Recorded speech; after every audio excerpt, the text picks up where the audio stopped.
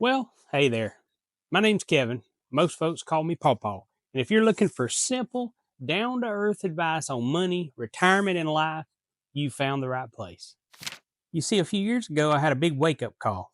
I realized I wasn't ready for retirement, not even close.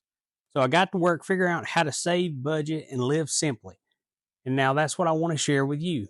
Here on AskPawPaw, we talk about things like how to make your money work for you, creative ways to save for retirement, even if you feel behind, and finding joy in the simple things like gardening and living debt free.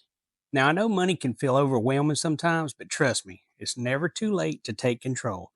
I'm here to help you make sense of it all with practical advice, real life stories, and maybe even a Southern saying or two. So if you're ready to take the next step toward financial peace or just looking for a little inspiration, hit that subscribe button and join me on this journey. Together we'll figure it out one step at a time. I'll see you in the next video.